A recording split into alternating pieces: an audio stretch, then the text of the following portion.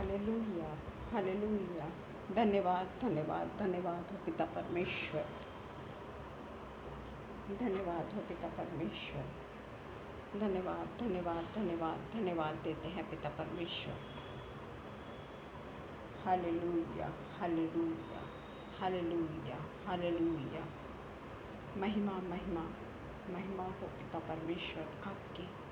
धन्यवाद हो पिता।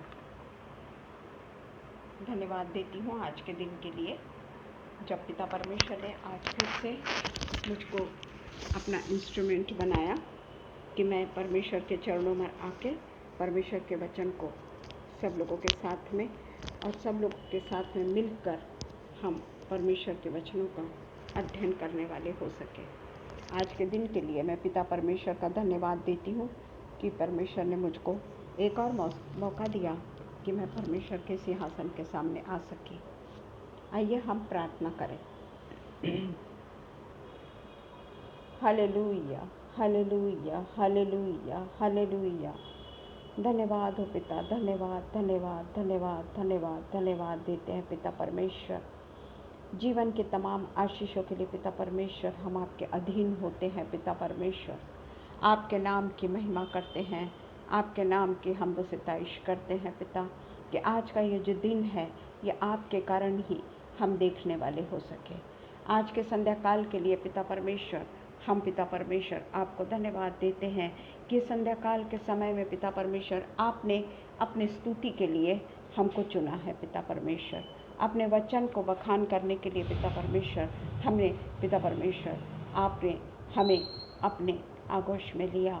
और पिता परमेश्वर आज जो आप हमारे मुंह का, हमारे ओठों का उपयोग करने जा रहे हैं पिता, होने देना कि ये समय हम पूरे तरीके से अपने आप को हर किसी से दूर रखकर, हर प्रकार के पिता परमेश्वर गलत बातों से दूर होकर, गलत विचारों से दूर होकर, अनेक किस्म के परेशानियों से दूर होकर, कोई भी किस्म का सांसारिक पिता परमेश्वर क्लेश हमारे बीच में ना रखते हुए केवल और केवल हम आपकी ओर निहारें। और आप ही है पिता परमेश्वर जो हमें हर बातों से नजात देंगे, हर बातों से छुटकारा देंगे।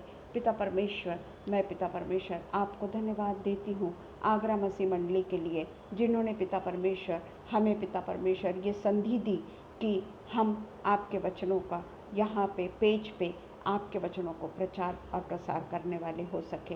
होने देना पिता परमेश्वर ये पेज के द्वारा अनेक ऐसे लोगों के पास में ये वचन पहुँचे, आपके द्वारा, आपके पवित्र आत्मा के द्वारा ये वचन ऐसे लोगों के तक पहुँचे पिता परमेश्वर जो आपको नहीं जानते, या पिता परमेश्वर जानते भी हैं तो बहुत लिमिटेड रूप से वो आपको जानते हैं।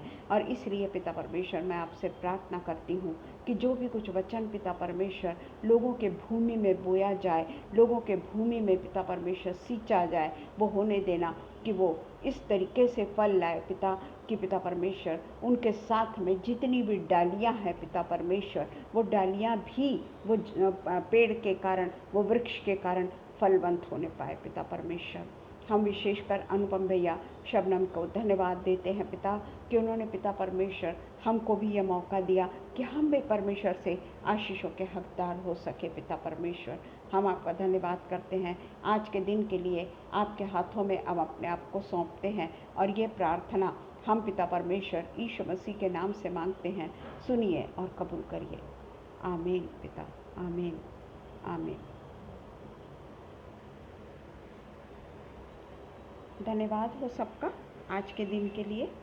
मैं पिता परमेश्वर के हृदय से धन्यवाद देती हूँ कि पिता परमेश्वर ने आज मुझको फिर से ये मौका दिया कि मैं परमेश्वर के सानिध्य को पा सकी। और आज का दिन उसने हमारे जीवितों की भूमि में हमको रखा, ताकि हम परमेश्वर के अनुग्रह से और भी अपने आप को बढ़ा सके। परमेश्वर की ब्लेसिंग्स के कारण हम पिता परमेश्वर के करीब आने वाले हो सके। आज का जो मेरा विषय है वो है उन्नति करने वाला मनुष्य। उन्नति करने वाला मनुष्य। हम जानते हैं कि हमारी जो भी कुछ उन्नति होती है, जो भी कुछ हम प्रोग्रेस करते हैं, या जो भी कुछ हमारा डेवलपमेंट होता है, या जहाँ कहीं भी हम जिस भी क्षेत्र में जाते हैं, वहाँ अगर हमको किसी भी चीज़ की ज़रूरत होती है, किसी चीज़ में हमको उन्नति करना होता है, तो हमारा पिता परमेश्वर जो हमारा हमेशा हमेशा हमारे साथ रहता है, वो पिता परमेश्वर के आशीषों के कारण ही हम एक नए रास्ते पे जाते हैं, एक नए रास्ते को चुनते हैं। वो रास्ता ज़रूर हमारे लिए अनभिज्ञ होते हैं। वो रास्ते से हमें पता नहीं होता कि जब हम पूरे तरीके से जब हम ज़िंदगी में प्रवेश करते हैं, जब हमारा ज़िंदगी में प्रवेश करते हैं, हम नए सिरे से जब हम नए सिरे से नहीं मैं बोल रही हूँ, परमेश्वर के नए सिरे से जन्म लेने की बात नहीं कर रही हूँ मैं यहाँ वो बात कर रही हूँ कि माता के गर्भ से निकलने के बाद में जब हम इस दुनिया में आते हैं, उसके बाद में हमको कई ऐसी बातें होती हैं जो हमको खुद करना पड़ता है। हम एकदम से बढ़ के नहीं आते, बड़े होकर नहीं आते, और इसलिए अगर ज़िंदगी में हमको उन्नति करना है तो बहुत ज़रूरी है कि हम छुटपन से उन्नति करने का रास्ता हमको खुद ही ढूंढना पड़ता है। आप कहेंगे कि छुटपन में हमारे माता पिता हमारे साथ में होते हैं, वो हमको सब कुछ सिखाते हैं, वो सब कुछ हमको पढ़ाते हैं। ये बात बहुत हद तक सही है, पर हम देखते हैं कि जब बच्चा बहुत छोटा होता है, उस समय भी उसको खुद के कष्ट से हर काम करना पड़ता है। बिल्कुल बच्चा पैदा हुआ है, एक दिन भी नहीं हुआ, एक घंटा भी नहीं हुआ, आधा घंटा भी नहीं हुआ, उस समय से उसको अपने काम के लिए, उसको अपने पेट भरने के लिए, उसको अपने शरीर का अन्न पचाने के लिए हर चीज़ उसको खुद ही सीखनी पड़ती है। उसका पेट भरने की विधि भी उसको खुद ही सीखनी पड़ती है। इसी तरीके से हम देखते हैं कि वो छुटपन से ही जो उन्नति करना चाहता है, उसका रास्ता उसको खुद ढूंढना पड़ता है। और उस समय उसकी माता उसके साथ में ज़रूर उसको सपोर्ट करती है, उसको सिखाती है, माता पिता दोनों भी, परंतु हर चीज़ परमेश्वर के द्वारा होती है। जब वो छुटपन बिल्कुल बच्चा पैदा हुआ, उसको जब दूध पीना होता है, उसको ही वो स्वॉलो करना होता है। वो बहुत ही छोटा है, अभी पैदा हुआ है, पर वो सीखना उसको ही पड़ता है। उसके लिए परिश्रम उसको ही करना होता है। वो उसके उन्नति का सबसे पहला स्टेप है। उसके उन्नति का वो सबसे पहला स्टेप है। वहाँ केवल और केवल परमेश्वर उसको सब करना सिखाता है। माँ नहीं सिखा सकती, पिता नहीं सिखा सकते, उसको वो खुद करना है, अपने आप से उसको करना है। आगे भी जितने भी रास्ते पे वो जाता है, उसमें ज़रूर साथ देने वाले बहुत लोग होते हैं, रिश्तेदार भी होते हैं, माता पिता भी होते हैं, बहुत सारे लोग होते हैं छुटपन में जो उसके आजू बाजू में इर्द गिर्द में रहते हैं, परंतु स्टेप उसी को उठानी है। हर चीज़ में उसी को पहला स्टेप उठाना है। हाथ पकड़ के माँ बाप ज़रूर चलाते हैं, बच्चे का हाथ पकड़ते हैं, बच्चे को गोदी में लेते हैं, बच्चे को आश्रय देते हैं, पर सोना उसी को है, आँख बंद करना उसी को है। नींद आ रही है, बच्चा आँख बंद करना नहीं जानता, वो आँखें खोल के देखते रहता है फिर भी, जबकि आँखों में भयानक नींद है। पर इस समय भी परमेश्वर उसको पूरे तरीके से चैन की नींद देता है। और देखते देखते बच्चा नहीं चाहता आँख बंद करना, पर उसकी आँखें पूरे तरीके से परमेश्वर के उसके साथ में परमेश्वर रहता है और वो अपनी आँखों को बंद करके सो जाता है। ये बातों के लिए माँ उसकी आँखों को नहीं बंद कर सकती, ज़रूर बंद करती है सो जाने के लिए, उसको थपथपाती है, उसको सब कुछ करती है, वो फिर भी आँख खोल के देखता है। और यहाँ हम देखते हैं कि किस तरीके से परमेश्वर की छत्र छाया में वो छोटा सा बच्चा बढ़ते चला जाता है।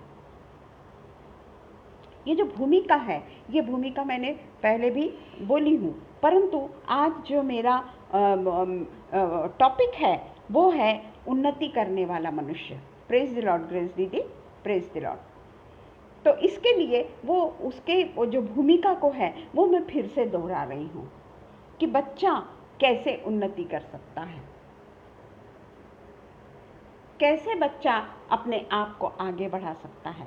पहले तो वो माता पिता के साथ में होता है। छुटपन से माता पिता उसको उन्नति के रास्ते पे ले जाना सिखाते हैं। छोटा सा होता है, उसको सिखाते हैं कि इस चीज़ को ये नहीं करना, उस चीज़ को वो नहीं करना, किस चीज़ से उसको दूर रहना है, कौन सी चीज़ उसके लिए असंभव है, कौन सी चीज़ को वो प्रॉब्लम क्रिएट करेगा, ये सब उसको माता पिता सिखाते हैं। आज ही मैंने न्यूज़ पढ़ी कि एक छोटा सा बच्चा, 6 महीने का है शायद वो बच्चा, और उसको उसकी माँ सुला रही थी। सोते सोते वो उसके कान के ईयरिंग से खेल रहा था, और कान के ईयरिंग से खेलते खेलते वो ईयरिंग कब उसके हाथ में आ गया और कब उसने उसको गले में डाल दिया, ये माँ को समझा ही नहीं। और वो जोर जोर से रोने लगा। समझ में ही नहीं आया कि इसको क्या हो गया। पानी पिलाने को जा रहे, उसको दूध पिलाने को जा रहे, वो निगल ही नहीं सक रहा। उसके बाद में एकदम से उसकी माँ का ध्यान जाता है तो उसकी ईयरिंग नहीं रहती है वहाँ पर, और वो ईयरिंग दोनों भी जगह से बहुत ही तीक्ष्ण होती है, नुकीली होती है। ये मैंने सच्ची की घटना बता रही हूँ, आज मैंने पेपर में पढ़ा है, वो हमारे नागपुर की घटना है वो। अब वो बच्चा इतना रोता है क्योंकि कुछ भी उसके पास में नहीं, और वो जाकर अन्न नलिका में फंस जाता है। उसका ईयरिंग उसके अन्न नलिका में फंस गया। उस समय कोई नहीं है उसको बचाने वाला, माँ बाप है साथ में, रिश्तेदार है साथ में, पर उसके ईयरिंग को निकालने वाला कोई नहीं है उसके पास में। वैसे ही उसको डॉक्टर के पास में लेके जाते हैं, डॉक्टर का नाम आया हुआ है डॉक्टर के पास में। अब वो इतने से छोटे बच्चे का ऑपरेशन नहीं हो सकता, और वो भी अन्न नलिका का। अगर वो फट गई तो, praise the Lord Shabnam, praise the Lord, अगर वो फट गई अन्न नलिका तो, और वो किस तरीके से विदाउट ऑपरेशन उसके अन्न नलिका में से वो नुकीला धारदार ईयरिंग को निकाला जाता है। कौन था डॉक्टर के साथ में?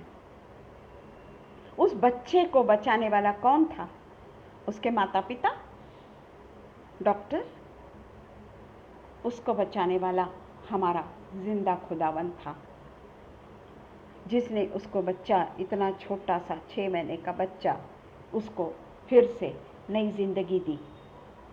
इसलिए हम जो कहते हैं कि मैंने अपने बच्चे के लिए कितना परिश्रम किया, मैंने अपने बच्चे को बड़ा करने के लिए कितने सैक्रिफाइस किए, मैंने अपने बच्चे को बढ़ाने के लिए क्या क्या नहीं किया। सही बात है, किया है, हमने सैक्रिफाइस किया, हमने अपने आप की नींद को हराम किया, हमने अपनी नींद को छोड़ दिया, हमने उसके बीमार होने पे हम धारों से रोए। जब हमारा बच्चा तकलीफ़ में होता है, हमको चैन नहीं पड़ता कि कब हमारा बच्चा ठीक हो जाए। हम परमेश्वर से इतने गिड़गिड़ा के विनती करते हैं। ऐसा मैं नहीं बोलती कि हम बाद में नहीं करते, परंतु वो जो स्टेज होती है, उस समय जो हम रिक्वेस्ट करते हैं परमेश्वर से, और परमेश्वर के सामने जो गिड़गिड़ा के प्रार्थना करते हैं, अंतर मन से टूट कर जब हम प्रार्थना करते हैं, ये सारी माताएं जानती है। हम परमेश्वर के सामने से हटना नहीं चाहते, हम परमेश्वर से लगातार विनती करते रहते हैं, पिता परमेश्वर मेरे बच्चे को तो ठीक कर दे, मेरे बच्चे को तो ठीक कर दे। मैं चर्च में इतना इतना डोनेशन दूंगी, मैं ऐसा ऐसा करूंगी। परमेश्वर को हम वचन देते हैं, उसके सामने हम मन्नत मानते हैं। मन्नत मानना कोई बुरी बात नहीं है, परंतु हमारा जो परमेश्वर है वो ये जानता है कि हमारी नीड क्या है। और इसलिए मैं बता रही हूँ कि छोटा सा जो बच्चा होता है, एक दिन का तो जाने दीजिए, कुछ घंटे का रहता है। उस समय से परमेश्वर गर्भ में तो उसकी रक्षा करता ही करता है, परंतु गर्भ से आने के बावजूद बाद में भी परमेश्वर उसकी रक्षा करता है। प्रेज द लॉर्ड रोहिणी, उसकी रक्षा करता है। पिता परमेश्वर के आगोश में वो सुरक्षित होता है। माता पिता के आगोश में सुरक्षित है, ऐसा हम कहते हैं, और रहता भी है बच्चा, माता पिता के इसमें सुरक्षित रहता भी है, परंतु असली सुरक्षा देने वाला परमेश्वर होता है। उसको उन्नति का रास्ता दिखाने वाला परमेश्वर होता है। फ्रॉम द बिगिनिंग उसके ऊपर उन्नति, उसके ऊपर ग्रेस, उसके ऊपर सुरक्षा, सारी बातों की जवाबदारी परमेश्वर पर होती है और परमेश्वर वो निभाता है। यह हम अच्छे से जानते हैं कि छुटपन से, बिल्कुल बचपन से उसको अपने उन्नति का रास्ता ढूंढना होता है। उसको किस तरीके से सोना, उसको किस तरीके से कंफर्ट देना, उसको किस तरीके से उसके सिर को रखना, उसको किस तरीके से करवट बदलवाना, ये सब माँ बाप ज़रूर करते हैं, परंतु उसकी सुरक्षा की जिम्मेदारी केवल और केवल एकमात्र जीवते परमेश्वर पर होती है। हम उस समय ये भूल जाते हैं, हमको लगता है हमने उसकी परवरिश की, हमने उसको सही राह दिखाया, हमने उसकी हर बात में उसकी सुधि ली। हम कहते हैं ना कि हमने हमारे बच्चे को बड़े मुश्किल से बड़ा किया। हम नौकरी भी करते थे, बच्चे को भी संभालते थे, यूं भी करते थे, त्यों भी करते थे। इतना करने के बाद में भी बच्चे में कई बार दोष आते हैं। कभी बच्चा बात नहीं करता है, कभी बच्चा बोल नहीं पाता है, या कभी बच्चा चल नहीं पाता है। बहुत सारे ऐसे कमियां बच्चे में पाई जाती है। उन्नति करते करते बच्चे को अनेक कमियों से गुजरना पड़ता है। उस समय उसका रक्षक कौन होता है? अगर बच्चा नहीं सुन रहा है, अगर बच्चा नहीं बोल रहा है, अगर बच्चा चल नहीं रहा है, बहुत सारे लोगों के इसमें ऐसा होता है, उस समय माता पिता कितने परेशान होते हैं। जब उसका बच्चा पूरे तरीके से विकलांग है और उसके सुधरने के कोई चांसेस नहीं है, कौन होता है उसके साथ में? जरूर वो विकलांग ही हो जाता है, ठीक है, परंतु उस समय उसकी जो सुधि लेता है, उसको गिरने पड़ने से बचाता है। वो विकलांग होने के बावजूद भी उसको अलग शक्ति परमेश्वर देता है, जो हमसे ज़्यादा शक्ति परमेश्वर उसको देता है। उसको संभालता है, उसको ऐसी शक्ति देता है कि वो अकेले अपने जीवन को गुजार सकता है। उस स्थिति में वो परिश्रम करता है, उस स्थिति में बच्चा परिश्रम करता है, और परिश्रम करने के बाद में धीरे धीरे धीरे धीरे वो अवस्था में भी वो उन्नति करते चला जाता है। हम ये नहीं कह सकते कि हमको ये बात नहीं मालूम। हमारे इर्द गिर्द में ऐसे कई लोगों को हमने देखा है, कई लोगों को हमने देखा है। उनको हाथ थामने वाला, उनको जीवन देने वाला, और ऐसी अवस्था में भी दिव्यांग होने के बावजूद भी उनको संभालने वाला, उनको धीरे धीरे धीरे धीरे उन्नति के शिखर पे ले जाने वाला परमेश्वर होता है। हम कई बार देखते हैं, रेसिंग के इसमें देखते हैं, हाई जंप में देखते हैं, बहुत सारे इसमें हम देखते हैं, स्विमिंग में देखते हैं कि ऐसे दिव्यांग लोग भी होते हैं जो उस कंपटीशन में भाग ले रहे होते हैं। किसके कारण? माता पिता के कारण। माता पिता उनको सिर्फ डॉक्टर के पास ले जाते हैं, डॉक्टर को बुद्धि देने वाला परमेश्वर है, फिर भी वो ठीक नहीं होते हैं, परंतु उनको गोल्ड मेडल देने वाला भी परमेश्वर है, उनकी उन्नति कराने वाला भी परमेश्वर है। हम वो परमेश्वर को कभी भी नहीं भूल सकते, कभी भी नहीं भूल सकते। ऐसा देखा जाए, सांसारिक रूप से देखा जाए तो सबसे पहले बालकपन से बच्चे को उन्नति का रास्ता दिखाने वाले माता पिता होते हैं। बच्चा नहीं जानता उन्नति क्या है, उन्नति शब्द भी बच्चा नहीं जानता, बोल नहीं सकता, पर बच्चे को अलग अलग स्टेप में क्या क्या करना है, अभी 6 महीने का हो गया तो क्या करना है, अभी 7 महीने का हो गया तो क्या करना है, ये सारे निर्णय लेने वाले परमेश्वर की बुद्धि से अभिप्रेत होकर माता पिता ही उसको धीरे धीरे उन्नति करना सिखाते हैं।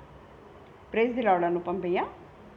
माता पिता ही उसको उन्नति के रास्ते पर लेकर जाते हैं, परंतु उस समय हम देखते हैं कि माता पिता जो उसको रास्ता दिखाते हैं उसका डेवलपमेंट को एक दिशा देते रहते हैं। किसके कारण? उनके पास में कौन है? उनके पास में परमेश्वर है। परमेश्वर ने उनको एक रखवाला करके चुना है। हम बच्चों के रखवाले हैं, देने वाला हमारा परमेश्वर है। उसको अगर हम उन्नति के भी रास्ते पे लेके जाते हैं, हमको मार्ग दिखाने वाला परमेश्वर है। हम ये कहते हैं ज़रूर कि हमने बच्चे को बड़ा किया, मेरा बच्चा आज इतने ऊंचे पे है, मेरा बच्चा आज इस लेवल पे है, मेरा बच्चा यहाँ पे A1 है। यह हम भूल जाते हैं कि A1 करने वाला मैं नहीं, उसको उन्नति देने वाला मैं नहीं, पर मेरे साथ साथ में परमेश्वर जो रहता है, मेरे साथ साथ में परमेश्वर जिस तरीके से मुझको गाइड करता है, उस तरीके से मैं उसको दूसरे विश्व में लेके जाती हूँ। मैं उसको दूसरे विश्व में ले जाती हूँ। कब? जब बच्चा 3 साल का हो जाता है। उसके बाद में हम देखते हैं कि धीरे धीरे वो दूसरे विश्व में जाता है। वहाँ उसके माता पिता उसको कुछ देर के लिए क्यों ना हो छोड़ देते हैं, क्योंकि माँ बाप अगर साथ में रहे तो बच्चा रोएगा। और वहाँ वो दूसरे विश्व में जाकर दूसरे लोगों के सराउंडिंग में, दूसरे लोगों के साथ में रहते हुए वो उन्नति के शिखर पे धीरे धीरे धीरे धीरे स्टेप्स रखता है, धीरे धीरे धीरे आगे बढ़ता जाता है। वहाँ तो माँ बाप ने उनको छोड़ दिया, माता पिता को छोड़ना पड़ता है बच्चे को। उस समय रोता है बच्चा, माँ भी रोती है, पर कोई रास्ता ही नहीं होता। अगर बच्चे को उन्नति करना है, उसके पास में कोई रास्ता ही नहीं होता, माता पिता को छोड़ना पड़ता है, एक नए विश्व में उसको छोड़ देना पड़ता है, एक नए लोगों के साथ में उसको छोड़ देना पड़ता है, जिसके बारे में वो कुछ भी नहीं जानते। उनके पढ़ाने वाले हो गए, वहाँ पे केयर टेकर होते हैं, वहाँ पे प्यून्स लोग होते हैं, बच्चे की देखरेख के लिए बहुत सारे लोग होते हैं। उसके अलावा दूसरे भी बच्चे होते हैं और वो दूसरों के बच्चों के साथ में मेल मिलाप करना सीखता है, नए विश्व में रहना सीखता है। और नए विश्व में रह के माता पिता को छोड़कर नए माहौल में अपने आप को बढ़ाता चला जाता है। नए माहौल में उसको संभालने वाला केवल और केवल परमेश्वर होता है। वही उसको गिरने पड़ने से बचाता है। वहाँ तो बच्चा खेलता भी है, माता पिता तो नहीं रहते कि वो गिर जाएगा तो मैं उठा लूँगा। वहाँ तो वो दौड़ते हैं, वहाँ तो एक दूसरे को मारते हैं, बच्चे अपने आप से सब कुछ करते हैं, पर वहाँ उसकी सुरक्षा की जिम्मेदारी परमेश्वर अपने ऊपर ले लेता है, क्योंकि परमेश्वर ने ही उसको माता पिता के पास में पहुँचाया है। और नए लोगों के साथ में रहते वो उन्नति करने लगता है, अलग अलग बातों को सीखता है, अलग अलग चीज़ों को सीखता है, प्रैक्टिकली भी सीखता है। वो टीचर्स जो पढ़ाते हैं वो तो सीखता ही सीखता है, पर प्रैक्टिकली उसका डेवलपमेंट भी स्कूल में ही होता है। अदर एक्टिविटीज़ उसको सिखाई जाती है, उसको फिजिकल फिटनेस के बारे में सिखाया जाता है, आजकल स्विमिंग सिखाई जाती है। बहुत सारे बातों में उसको उन्नति करने के रास्ते बताने वाले अलग अलग व्यक्ति होते हैं। और ये सब करने के लिए परमेश्वर उसका संरक्षक होता है।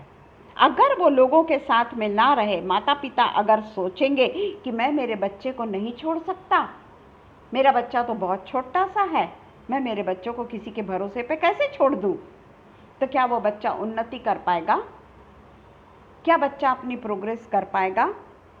वो माँ बाप के ही दामन में बंधा रह जाएगा। और कोई ऐसे माता पिता नहीं होते।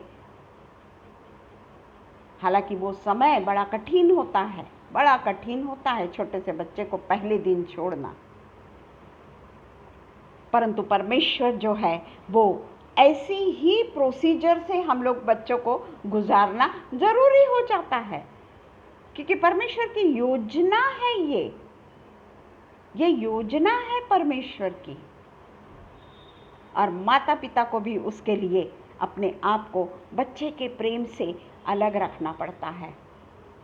कुछ देर के लिए क्यों ना हो, बच्चे के प्रेम से वो अलग होते हैं और बच्चा जो है अलग अलग चीज़ों को सीखता चला जाता है। उसके उन्नति का मार्ग उसके टीचर्स लोग खोलते हैं। बच्चे को माता पिता ज़रूर पढ़ाते हैं, ऐसा नहीं कि बच्चे को माता पिता 3 साल के पहले ही पढ़ाना शुरू कर देते हैं। उसके लिए खिलौने लेकर एजुकेशन गेम्स लेकर आते हैं, एजुकेशन गेम्स से बच्चों को खिलाना सिखाते हैं, कलर्स उनको सिखाते हैं। एक मिनट। हाँ,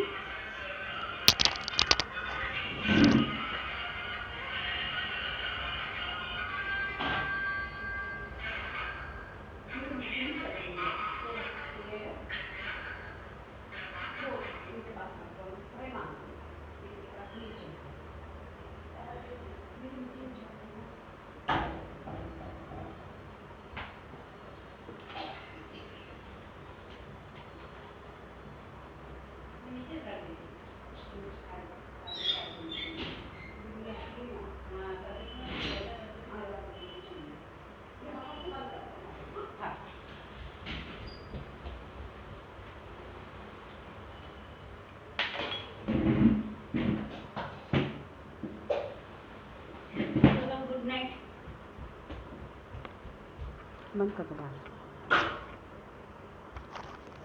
सॉरी। तो हम देखते हैं उसके बाद में जैसे जैसे बच्चा आगे बढ़ता है वो कंपटीशन के युग में आ जाता है, कंपटीशन के युग में आ जाता है। अब उनके टीचर्स, उनके माता पिता जो उसको सिखाए हैं, जो भी उसको ये किया है, उसके अलावा उसको भी कुछ करना है, उसके अलावा उसको भी कुछ करना है। उसको अब उन्नति के शिखर पे अपने आप चलना है। ये जो एक स्टेप बाय स्टेप मैं आपको बता रही हूँ, मैं इसलिए बता रही हूँ कि परमेश्वर वो बच्चे को वैसे ही नहीं रख देता। परमेश्वर अगर बच्चे को परमेश्वर ने इस जगत में लाया है, क्योंकि हम नहीं लाते हैं बच्चे को इस जगत में, परमेश्वर लेकर आता है, तो वो इसलिए नहीं लाता कि वो उन्नति ही ना करे, वो किसी के भरोसे पे ही रहे सदा। नहीं, माता पिता भी एक स्टेज के बाद में ये नहीं चाहते कि बच्चा उसके भरोसे पे रहे। वो बच्चे को ज़रूर कुछ ना कुछ ऐसी शिक्षा देते हैं कि बच्चा समझ पाए कि अब माता पिता मेरा निर्वाह नहीं करेंगे, अब मेरे को मेरी जिम्मेदारी खुद उठाना है। एक समय के बाद में माता पिता भी बच्चे ने कुछ करना चाहिए करके उसको उसकी उन्नति के लिए रोड़ा नहीं अटकाते। तकलीफ बहुत होती है, माता पिता को बच्चे को जब छोड़ना पड़ता है उस समय तकलीफ बहुत होती है, पर उसके उन्नति में वो लोग अटकाव नहीं लाते। उसके उन्नति में वो लोग कभी भी उसके कंपटीशन के मार्ग में नहीं आते। कई बार कंपटीशन में असफल होता है बच्चा, कई बार हम देखते हैं कि मेंटली वो डिस्टर्ब हो जाता है। वो जब दूसरे अपने फ्रेंड्स लोगों को उसमें सक्सेसफुल होते हुए देखता है, मानसिक रूप से उसको ऐसा आघात पहुंचता है कि वो सुसाइड भी कर लेता है। अभी हमने पेपर में पढ़ा कि एक 12th में बच्चा फेल हो गया, वो कहीं सुसाइड ना कर ले करके उसके माता पिता उसको अपने पास में सुलाते थे, कि कहीं ये सुसाइड ना कर ले, क्योंकि वो मेंटली बहुत अपसेट हो गया था। उसकी जो बहन थी वो एक ऊंचे एजुकेशन में थी, उसको अपने पास में सुलाते थे, परंतु एक दिन पिता अपने काम पे चले गए, माँ अपने काम कर रही थी घर में, वो ऊपर के कमरे में गया, उसने सुसाइड कर लिया।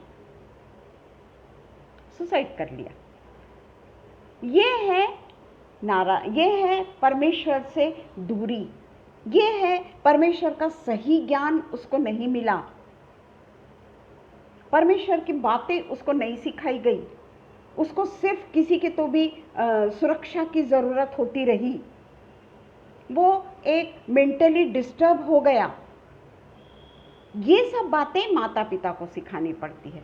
परमेश्वर तो जरूर उसका साथ नहीं छोड़ता, परंतु परमेश्वर के सानिध्य में परमेश्वर क्या है, हर चीज से बढ़कर परमेश्वर है, हम कुछ नहीं हैं। परमेश्वर के अधीनता में बच्चे को रखना बहुत जरूरी है। छुटपन से, ये मैंने पिछले भी इसमें बताया है, संडे स्कूल से बच्चे को परमेश्वर के नजदीक में रखना बहुत जरूरी है। वहां बच्चा सब कुछ सीखता है। छोटा सा बच्चा, हमारे चर्च में तो बिल्कुल 1.25 महीना हुआ नहीं हुआ कि माँ बच्चे को लेकर आती है, 2-3 महीने के बाद में जो संडे स्कूल में सब बच्चे जब रहते हैं वहाँ उसके पास में बच्चे को भी रखती है, माँ भी बैठती है।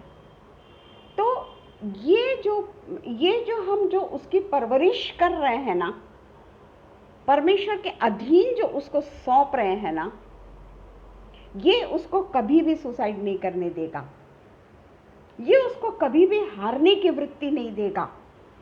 परमेश्वर के पास में जो बच्चा होता है, परमेश्वर के सानिध्य में जो बच्चा बढ़ता है, वो कभी भी उसमें ये भावना नहीं आएगी। अपने मृत्यु को देखना या अपने आप से आत्महत्या करना, ये वो बच्चा नहीं करेगा जो परमेश्वर के शरण में सदा सुरक्षित है। आते हैं अप एंड डाउन, ऐसा नहीं कि हम लोगों के बच्चों में नहीं आते, बिल्कुल गलत बात है। हमारे भी यहाँ बच्चे फेल होते हैं, हमारे भी यहाँ बच्चों के लिए कई ऐसे प्रॉब्लम्स आ जाते हैं, फेल भी नहीं होते होंगे, बहुत होशियार रहते हैं, वेरी क्लेवर, मेरिट के बच्चे हैं वो, परंतु जब वो नौकरी करने के लिए जाते हैं वहां उनको अनेक समस्याओं का सामना करना पड़ता है। पर वहां अगर वो परमेश्वर के सानिध्य में है, परमेश्वर के नजदीकी में हमेशा है, परमेश्वर के साथ में उठता बैठता है, वो बच्चा सुसाइड की भावना नहीं आएगी उसमें, सुसाइडिकल टेंडेंसी ही उसमें नहीं रहेगी, क्योंकि वो उस माहौल में जी रहा है, इस माहौल में वो पढ़ रहा है। जरूरी नहीं है कि बच्चा होशियार ही निकले परमेश्वर के, मैं तो परमेश्वर के पास में रखी उसको छुटपन से, पर मेरा बच्चा तो कंपटीशन में उतरता ही नहीं, या मेरा बच्चा तो कमजोर हो गया, मेरा बच्चा तो कुछ नहीं, परमेश्वर ने कुछ नहीं किया उसके लिए। ऐसा नहीं है, उसके भी उन्नति के लिए परमेश्वर के पास में योजना है। उसको अपना काम तो करने दीजिए परमेश्वर को। हम ही नाराज हो जाते हैं परमेश्वर से, हम ही उसको गाइडेंस नहीं कर पाते बच्चे को। जिस तरीके से हम देखते हैं कि उसको अनेक, जब वो बड़े बड़े क्षेत्र में जाता है, अनेक उपकरणों से उसका सामना होता है। अगर वो इंजीनियरिंग में जाता है, उसके लिए अलग अलग टूल्स का सामना उसको करना पड़ता है। अगर वो डॉक्टर बनता है, वहाँ पर उसको अलग अलग चीज़ों से गुजरना पड़ता है, अलग अलग उसको उन्नति के लिए जो भी नए प्रकार के आजकल जो गजेट आ गए हैं, उसके द्वारा उसको अपना अध्ययन करना पड़ता है। सक्सेस इतने आराम से नहीं मिलता, क्योंकि परमेश्वर भी अगर उसके साथ में है तो परमेश्वर कभी भी उसको उन्नति करने के लिए उसको खुद होकर उसको कोई चीज़ सिखाएगा नहीं, वो उसको सीखना है। जिस तरीके से सुलेमान राजा बुद्धिमान माना गया, क्योंकि उसने परमेश्वर से कुछ नहीं मांगा, उसने परमेश्वर से बुद्धि मांगी।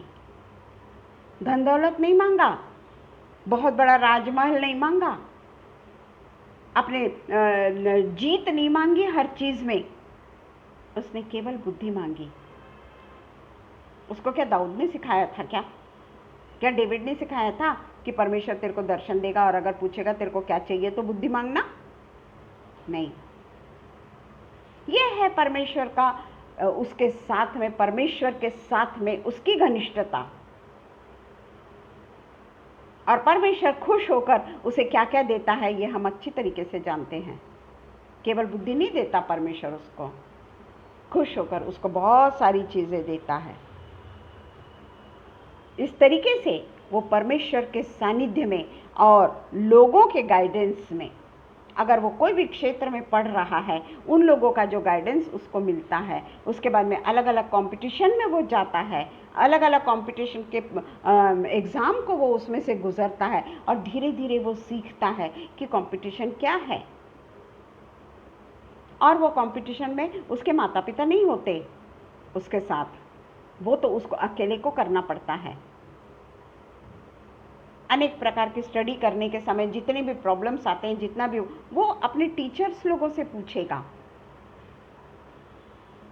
वो उन लोगों से ये सलाह लेगा, मशविरा करेगा। हम उसके ऊपर ये नहीं लाद सकते कि तू हमको तो कुछ पूछता ही नहीं, उसका फील्ड अलग हो चुका अब। तो उसलिए जिस तरीके से सुलेमान परमेश्वर के साथ साथ में बने रहा, उसी तरीके से हमारे बच्चे को भी हमको यही शिक्षा देना है कि प्रथम स्थान तू परमेश्वर को दे।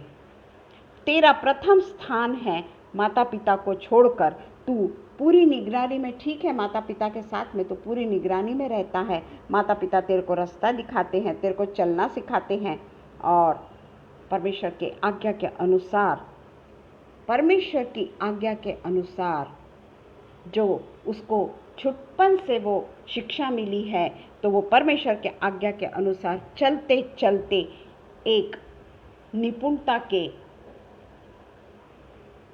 इस पे चढ़ता है, निपुणता हासिल करता है वो, क्योंकि उसकी शिक्षा ही उस तरीके से हुई है, उसको परमेश्वर के सानिध्य में रखा गया है। और इसलिए परमेश्वर के सानिध्य में रखने के कारण हम देखते हैं कि जिस तरीके से साइंस के बच्चे जो होते हैं, वो लेबोरेटरी में अगर कोई प्रयोग होता है तो उसको बहुत ही सतर्कता और निपुणता की ज़रूरत रहती है। अगर वहाँ जरा भी गलती हो गई,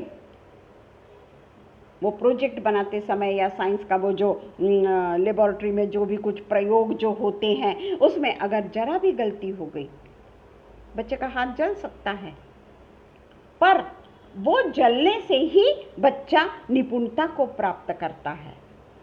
कठिन परिस्थिति में निपुणता को प्राप्त करना, हमारे भी जीवन में जब कठिन प्रसंग आते हैं ना, आज भी हम उन्नति के मार्ग में चलने के लिए सीखते चले जा रहे हैं। मैं सिर्फ बच्चे तक सीमित नहीं हूँ, हम लोगों के भी लिए वही नियम लागू है। अगर हमको कुछ होता है, अगर हम कई कठिन परिस्थिति में पड़ते हैं, अगर हमारा कुछ प्रॉब्लम आ जाता है, उस समय हमको पिता परमेश्वर ही संभालता है। मनुष्य का तो उस समय वो हमको काउंसिल करेंगे, हमको काउंसिलिंग करेंगे, हमको फ़ोन करेंगे, हमसे बातचीत, पर मनुष्य भी बिजी है, उसको अपने काम है, उसका अपना एक क्षेत्र है, उसकी अपनी एक जिम्मेदारी है। पर मेरा परमेश्वर, उसकी जिम्मेदारी तो वही मनुष्य होता है जो बहुत दुखी होता है। वो 99 भेड़ों को छोड़ देता है और वो एक भेड़ को ढूंढता है जो परेशानी में भटक गई। हम ये ना कह सोचें कि ये बच्चों के लिए है या जवानों के ही लिए है या यंगस्टर्स के लिए है, नहीं, यह हमारे भी लिए है। आज भी हम देखते हैं हमारे ऑब्जर्वेशन में कहीं कोई फर्क आया है क्या? हम अभी भी ऑब्जर्व करते हैं ना, कितनी भी उम्र हो जाने दीजिए, हमारे ऑब्जर्वेशन में फर्क नहीं आता, क्योंकि वो बुद्धि हमको परमेश्वर ने पहले से दे रखी है। पहले से परमेश्वर ने हमको वो बुद्धि दे रखी है, निपुणता दे रखी है, एक माइंड दे रखा है जो हमको परमेश्वर की बातों की ओर लेके जाता है। ज़रूर हम नर्वस होते हैं, परंतु परमेश्वर हमारा नर्वस ब्रेकडाउन नहीं होने देता, नहीं होने देता, क्योंकि वो हमारे दामन को हमेशा पकड़ा रहता है। हम कई बार देखते हैं कि हम जब प्रार्थना करते हैं, हम जो परमेश्वर के साथ में रहते हैं, हम जो परमेश्वर की इबादत करते हैं, उस समय हम कई बार रोते हैं। तो वो हमारी मानसिक आघात हुआ है उसके लिए नहीं रोते, या कुछ परेशानी है उसके लिए नहीं रोते। वो तो आत्मा है जो रो रो कर प्रार्थना करती है। रोमन्स 8 में लिखा है, वो आत्मा रो रो कर प्रार्थना करती है। और वो रोना हमेशा नहीं आता प्रियो, हमेशा नहीं आता। वो तो आत्मा ही है जो आत्मा के साथ में जब मिलता है ना, और आत्मा से आत्मा जब मिलकर प्रार्थना करती है ना, तभी वो आंसू निकलते हैं। आंसू फुकट में नहीं निकलते, कोई ग्लिसरीन के आंसू नहीं रहते।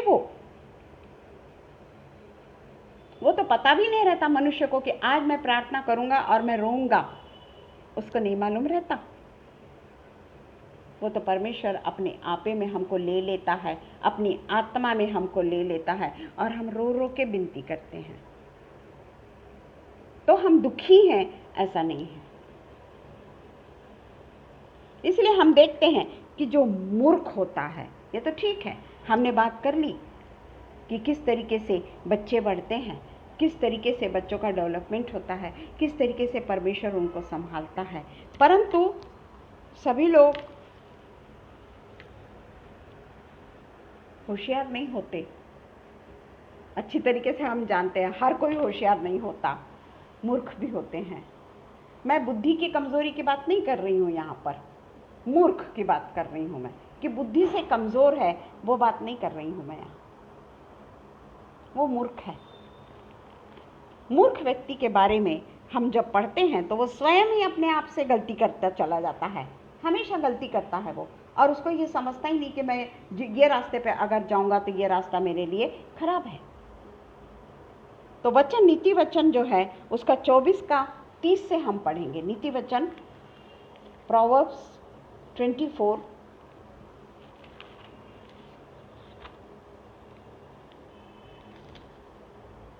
का हम 30 पढ़ेंगे, 30 से देखेंगे हम, 30 to 34 प्रोवर्ब्स। मैं आलसी के खेत के पास से और निर्बुद्धि मनुष्य की दाख की बारी के पास से होकर जाता था। खास लिखा हुआ है आलसी के खेत के पास से और निर्बुद्धि मनुष्य की दाख की बारी के पास से होकर जाता था। तो क्या देखा कि वहां सब कहीं कटीले पेड़ भर गए हैं, जबकि वो बारी काय की है? दाख की बारी है। हमारे लिए दाख बहुत महत्व रखता है। हम दाख रस का ही सेवन करते हैं, और उस समय वो इज़राइल जो देश है वहाँ पे दाख की खेती बहुत ज़्यादा होती है, ज़्यादा मात्रा में वहाँ पर अंगूर होता है। तो वहाँ अंगूर के वो होने के बावजूद भी, दाख की बारी होने के बावजूद ही, आलसी मनुष्य के कारण, निर्बुद्धि मनुष्य के कारण क्या देखा कि वहाँ सब कहीं कटीले पेड़ भर गए हैं। कांटे कांटे और कांटे वहाँ पर हैं, और वह बिच्छू पौधों से ढक गई है, और उसके पत्थर का बाड़ा गिर गया है। तब मैंने देखा और उस पर ध्यानपूर्वक विचार किया। हाँ, मैंने देखकर शिक्षा प्राप्त की। देखिए, अगर हम किसी की मूर्खता को देखते हैं तो उसकी हंसी ना उड़ाएं, उसकी ठट्ठा ना उड़ाएं, बल्कि वो कहता है कि मैंने उसको ध्यानपूर्वक देखकर विचार किया, मैंने देखकर शिक्षा प्राप्त की। हमको उससे सीखना है। उसको हमको कटीले शब्द उसको नहीं कहना है, अरे मूर्ख, अरे बेवकूफ, ये हमको उसको नहीं कहना है, बल्कि हमको उससे शिक्षा लेना है। और छोटी सी नींद एक और झपकी, थोड़ी देर हाथ पर हाथ रख के और लेटे रहना, तब तेरा कंगालपन डाकू के समान और तेरी घटी हथियारबंद मनुष्य के समान आ पड़ेगी। हाथ पे हाथ रख के बैठे हैं, सोए पड़े हुए हैं आलसी की तरह। हमको अपने काम करने का कोई शौक ही नहीं है, तो वो मनुष्य क्या होगा? वो मनुष्य के जीवन में कभी सुख चैन होगा? वो हमेशा अलाल जैसा, आलसी जैसा पड़े रहेगा। परंतु उससे बुद्धिमान सीखता है, बुद्धिमान ये शिक्षा हासिल करता है कि उसको किस तरीके का जीवन उसको जीना है। और इसीलिए 22 का 29 एकदम विपरीत है। नीति वचन 22 का 29 क्या कहता है? यदि तू ऐसा पुरुष देखे जो कामकाज में निपुण हो, एकदम एग्जैक्टली उल्टा, जो कामकाज में निपुण हो तो वह राजाओं के सन्मुख खड़ा होगा, छोटे लोगों के सन्मुख नहीं। हम अगर परमेश्वर को अपना कर्ता मान लेते हैं, हम अगर परमेश्वर को अपना उद्धारकर्ता मान लेते हैं, हम अगर परमेश्वर को, हमारे जीवते परमेश्वर को एक हमारा सुरक्षा देने वाली एक ऐसी दीवार जो कभी नहीं टूटने की, उसके आश्रय में चले जाते हैं, तो हम वो पुरुष हैं जो निपुण है और राजाओं के सन्मुख खड़ा होगा। हमारा राजा कौन है?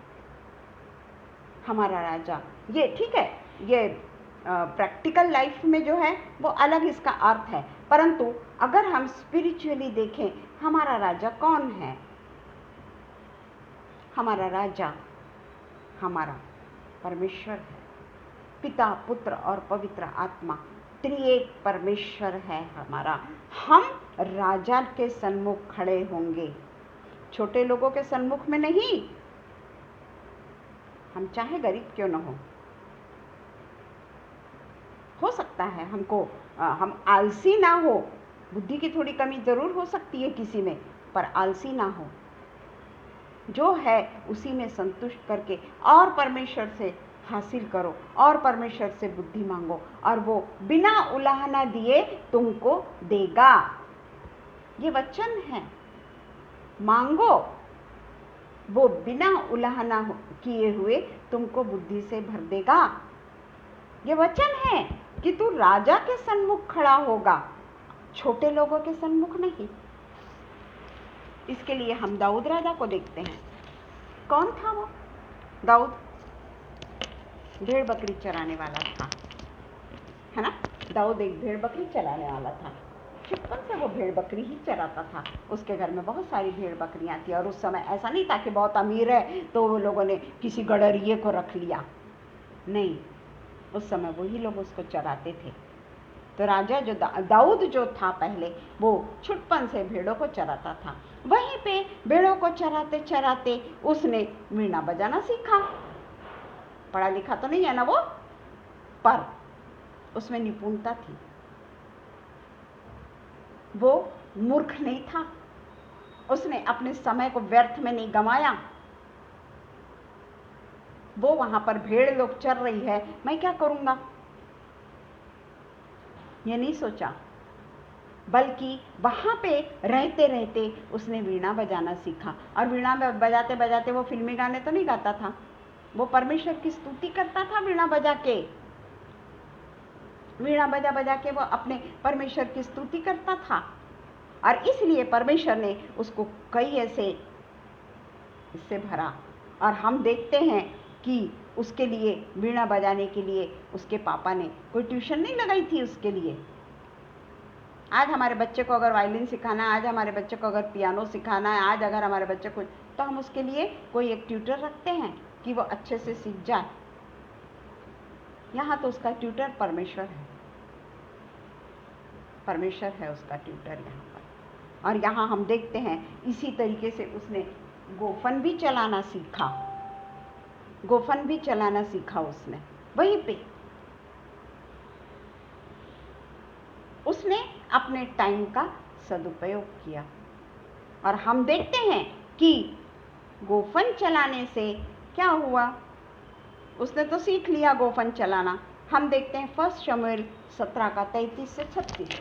हम उतना पूरा नहीं, सभी को मालूम है, हम वो पूरा फिर से नहीं पढ़ेंगे, परंतु मैं जो बोल रही हूँ कि किस तरीके से मनुष्य उन्नति कर सकता है, किस तरीके से मनुष्य अपने आप को परमेश्वर के साथ में रह के किस तरीके से वो आगे बढ़ता है। गोफन चलाने का उसका बहुत बड़ा प्रतिफल हम देखते हैं। एक गोफन ही चलाना, उसे किसी को नहीं लगा होगा कि गोफन से इतना बड़ा काम दाऊद कर देगा। तब दाऊद कहता है 1 शमूएल 17 का 33 में, अपने राजा को कहता है, भला शाऊल को कहता है, वो 17 का 33 जो है वो कहता है कि शाऊल ने दाऊद से कहा, तू जाकर उस पलिश्ती के विरुद्ध युद्ध नहीं कर सकता, क्योंकि तू तो लड़का ही है और वो लड़कपन से ही योद्धा है गोलियत। दाऊद ने शाऊल से कहा, तेरा दास अपने पिता की भेड़ बकरियां चराता था, और जब कोई सिंह या भालू झुंड में मेमना उठा ले जाता था, तब मैं उसका पीछा करके उसको मारता और मेमने को उसके मुंह से छुड़ा लेता, और जब वह मुझ पर हमला करता तब मैं उसके केश को पकड़कर उसको मार डालता था। क्या सीखा उसने? वहां पर वो सिर्फ उन्हीं लोगों को, मेमने को ही और भेड़ों को चराने को नहीं जाता था। उसके पास में ऐसी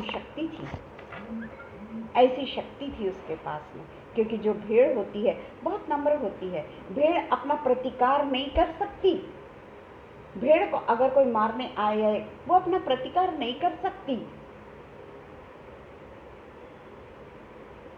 इसलिए वो कहता है कि वो शेर को उसके मुंह से वो छुड़ा लेता था, भेड़ बकरियों को मेमना उठा ले जाता था तो उसका पीछा करके उनको वो छुड़ा, सिंह के मुंह से, भालू के मुंह से उनको छुड़ाता था, और जो वो उस पर भी हमला करते थे केश पकड़कर उसको मार डालता था। तेरे दास ने सिंह और भालू दोनों को मारा है, और वह खतना रही फलिश्ती उसके समान हो जाएगा, क्योंकि उसने जीवित परमेश्वर की सेना को ललकारा है। बस इतना ही वो परमेश्वर की उपासना के लिए बोलता है कि उसने जीवित परमेश्वर की सेना को ललकारा है। जीवित परमेश्वर के दाऊद को ललकारा है नहीं, जीवित परमेश्वर की सेना को ललकारा है। और 26 का भी वही कहता है वो कि वो परिणाम, वह खतना रहित फलिश्ती क्या है कि जीवित परमेश्वर की सेना को ललकारे। ये है उन्नति का मार्ग, ये है जीत का मार्ग। उसका स्टेटमेंट परमेश्वर के लिए, उसके मुंह से तारीफ। उसने तो देखा था गोलियत को, 9 फुट गोलियत था और ये छोटा बालक था, पर उसको देखकर क्या वो डरा? हमारे पास में जब समस्याएं आती है, थोड़ी भी समस्याएं अगर हमारे ऊपर आ गई, हम कितने नर्वस हो जाते हैं। क्या हम कहते हैं कि मेरा पिता परमेश्वर तो इतना महान है, ये जो समस्याएं हैं उसके सामने तो ये कुछ भी महत्व नहीं रखती, ये तो बुलबुला है, आज समस्याएं आएगी कल फूट जाएगी, ये बुलबुले की तरह है। हम कभी बोलते हैं क्या ऐसा? नहीं बोलते। हमारा कन्फेशन ही नहीं है वैसा, हमारा कन्फेशन ही नहीं है वैसा। पर दाऊद को देखिए, छोटा सा बालक है वो, और उसने ऐसा बोलता है, और उसके बाद में 49 में क्या होता है? उसके ये कन्फेशन के बाद में 49 में क्या होता है? ये है उन्नति का रास्ता जो दाऊद ने चुना। उसने बैठे बैठे बहुत सारी विद्या को हासिल किया, गोफन चलाना सीखा। गोफन से क्या हो सकता था? 49 में लिखा हुआ है कि दाऊद ने अपने थैली में हाथ डालकर उसमें से एक पत्थर निकाला। और उसे गोफन में रखकर पलिश्ती के माथे पर ऐसा मारा कि पत्थर उसके माथे के भीतर घुस गया और वह भूमि पर मुंह के बल गिर गया। आप क्या सोचते हैं वो पत्थर क्या था? जो एक पत्थर उसने अपने थैली में से निकाला, वो क्या था? आप जानते हैं एक ही पत्थर क्या था? एक ही पत्थर से उसने मार डाला है गोफन में रखकर पलिश्ती के सिर पर। इतना छोटा सा, वो 9 फुट का, कैसे उसने उसके सिर पर मारा होगा? आप ही सोचिए ना, मैं अगर इतनी छोटी हूँ और मेरे सामने अगर, आज तो खैर ठीक है हम 5.5 फुट के हो गए, है ना, 5.25 फुट के हो गए, जो भी कुछ है, मेरे को अगर कोई बोलेगा 9 फुट का व्यक्ति है, उसके सिर के माथे के ऊपर तू मार, मैं मार सकूंगी क्या? तब तक वो चुप रहेगा क्या? वो जो गोफन जो था ना, गोफन में उसने जो पत्थर रखा था ना, वो परमेश्वर का वचन था जो उसने यहाँ पे स्वीकार किया, जो उसने पहले से उसको वो वचन को बोल दिया कि वो पलिश्ती खतना रहित पलिश्ती क्या है जो जीवित परमेश्वर की सेना को ललकारे। वो वचन को उसने क्लेम किया, पहले वचन को क्लेम किया और तब कहीं जाकर परमेश्वर का वचन उसके द्वारा इतने ऊंचे पूरे व्यक्ति को एक पत्थर, ऐसा भी नहीं कि उसने जितने भी पत्थर लेकर गया था सब पत्थरों का उपयोग किया, नहीं, फुर्ती से दौड़ता है वो और अपने उसमें से एक पत्थर परमेश्वर के वचन को निकालता है और जो गोलियत को उसके मुंह के बल गिरा के मर जाता है गोलियत।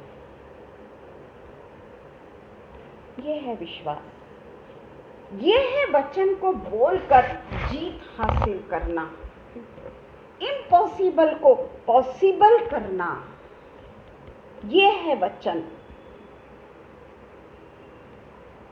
पहले से ही परमेश्वर की स्तुति कर लेना, परिस्थिति चाहे कितनी भी विकट क्यों न हो। हमेशा पढ़ते हैं हम ये, ऐसा कुछ भी नहीं कि हम नहीं पढ़ते। आप बोलेंगे वही वचन पढ़ रही है, पर हम कहाँ पर हैं, इससे हम सीखें कि हम कौन हैं, हम कब वचन को क्लेम करते हैं, हम कब अपनी समस्याओं के ऊपर ना देखते हुए परमेश्वर के वचन को क्लेम करते हैं। समस्याओं पे नहीं देखते, हम परमेश्वर के वचन को देखते हैं।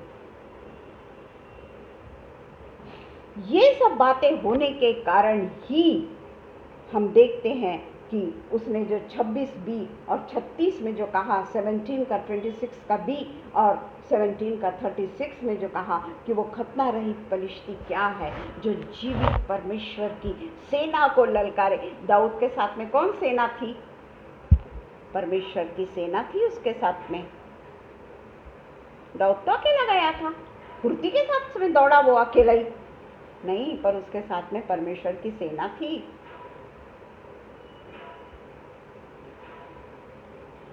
उसी प्रकार से हम देखते हैं 17 का 49 हमने देखा, उसी प्रकार से हम देखते हैं नीति वचन 10 का 23। इस तरीके से हम हमेशा इस बात से नाराज न हो, या इस बात से हर छोटी छोटी बातों में हम परमेश्वर को ब्लेम करते हैं कि तूने मेरे साथ में ऐसा किया, मैंने तो तेरे लिए इतना सब कुछ किया, मैं तो इतना सब कुछ करती हूँ, फिर भी तू मेरे लिए कुछ नहीं करता। ये हमारा कन्फेशन है, ये हमारा कन्फेशन है, तू ऐसा तू वैसा। 10 का 29, 10 का जो 24, 10 का 23 है, वो कहता है मूर्ख को तो महापाप करना हंसी की बात जान पड़ती है। सोच लीजिए हम किस श्रेणी में आते हैं। मूर्ख को तो महापाप करना हंसी की बात जान पड़ती है। दाऊद ने मूर्खता किया था क्या? दाऊद ने जो परमेश्वर का वचन किया, बोला, उससे परमेश्वर की हंसी हुई क्या? परमेश्वर की ठट्टा हुई क्या, पर हम दुष्ट हैं, हम मूर्ख हैं जो परमेश्वर को हमेशा हमेशा हम परमेश्वर को ठुकराते हैं। हम मूर्ख हैं। अगर हम परमेश्वर को ठुकराते हैं, अगर हम परमेश्वर की आशीषों को भूल जाते हैं, तो हमारे लिए पाप करना कोई बड़ी बात नहीं है, हंसी की बात है हमारे लिए पाप करना। और इसलिए 26 में भी, नीति वचन 26 में पूरा ही हम पढ़ें तो उसमें पूरे तरीके से यही लिखा हुआ है कि मूर्ख कैसा होता है और आलसी कैसा होता है। पूरे 26वां जो अध्याय है वो उसी बारे में बतलाया गया है। उतना हम नहीं पढ़ सकते, हमारे पास में समय नहीं है। हम सिर्फ 26 का 9 और 10 का 20 पढ़ेंगे।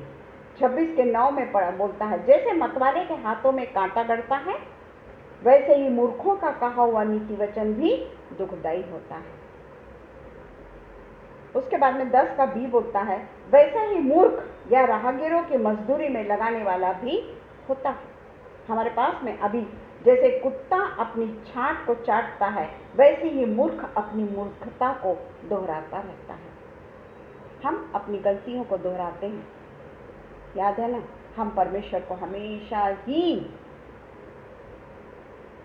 बोलते हैं, उसका अपमान करने में हम नहीं चूकते,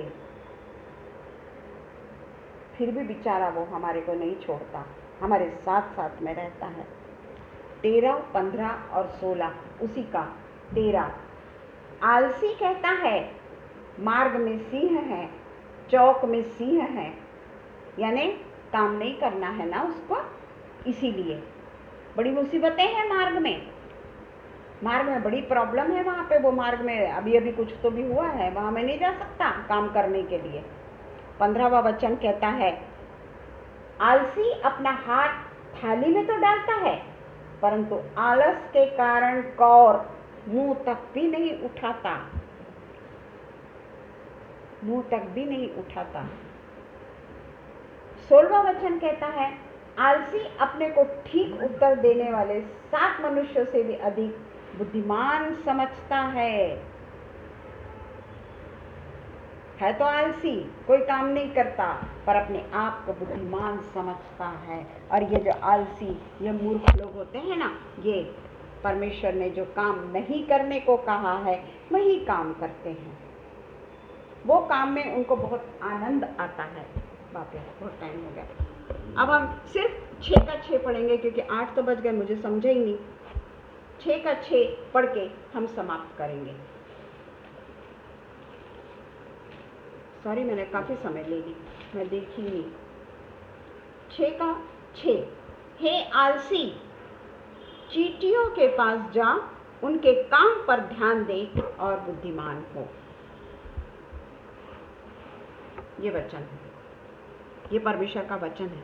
सही उन्नति हम तभी कर सकते हैं जब हम परमेश्वर पर पूरा भरोसा रखें, परमेश्वर को छोड़कर हम कोई भी बात ना सोचें। अटल विश्वास हमारा केवल और केवल अपने जीवित परमेश्वर पे हम अटल विश्वास रखें, उस पे निस्वार्थ प्रेम करें, रिश्वतखोरों से हम दूर रहें। जितना परमेश्वर ने हमको दिया है वो बहुत है, बहुत है। परमेश्वर उसमें ही हमको बड़ी खुशहाली देगा। रिश्वतखोर हमको नहीं बनना है, व्यभिचारी नहीं बनना है, आलसी नहीं बनना है। हमको केवल और केवल हमारे एकमात्र परमेश्वर की ओर अपनी नजर को रखना है, जो हमें उन्नति के मार्ग पर लेकर जाता है। आइए हम प्रार्थना करें। धन्यवाद हो परमेश्वर, धन्यवाद धन्यवाद धन्यवाद धन्यवाद धन्यवाद करते हैं पिता, जीवित वचन के लिए हम आपको धन्यवाद देते हैं, जो हर समय हमारी आंखों को खोलने का काम करती है पिता परमेश्वर। हर समय हमको गलत रास्तों पे ले जाने के लिए पिता परमेश्वर उससे अलग करती है पिता, हमें वहाँ से हटाती है पिता, और अपने वचन के द्वारा वो हमसे बात करता है पिता कि हमने अपने जीवन को किस तरीके से रखना है पिता। ये वचन जो आज हमने पढ़ा वो हमारे लिए पिता परमेश्वर एक ऐसे अमूल्य देन हो जाए पिता, जिससे हम जगिक उन्नति तो करते ही हैं, परंतु हम परमेश्वर के उन्नति के मार्ग पर चलने वाले हो सके। हम कोई ऐसा गलत काम ना करें। आपने हमको भरपूरी से दिया है पिता, किसी भी चीज़ के आपने हमें कमी नहीं रखी, किसी के भी पास कमी नहीं रखी, तो हम क्यों गलत ढंग को अपनाएं पिता। हमारा जीवन पिता परमेश्वर पूरे तरीके से सुगंध रूपी बलिदान की तरह आपके सामने चढ़ाने वाले हम हो सके पिता। पिता परमेश्वर फिर से एक बार पिता परमेश्वर हम अनुपम भैया शबनम को धन्यवाद देते हैं, और जितने भी यहाँ पर उपस्थित थे, जितने भी परमेश्वर की ब्लेसिंग को पाने के लिए पिता परमेश्वर बेकरार थे, उनको मैं सबको आपके अधीन करती हूँ, और वो सब परमेश्वर के नाम से पिता परमेश्वर आत्मिक रूप से जय पाने वाले हो जाए पिता परमेश्वर। आत्मिक रूप से बहुत उन्नति और उन्नति हम सब पाने वाले हो जाए पिता। ये सारी विनती को पिता परमेश्वर हम हमारे पिता परमेश्वर यीशु मसीह के नाम से मांगते हैं, सुनिए और कबूल करिए। आमीन, आमीन, आमीन। Thank you everyone. Praise the Lord. God bless you.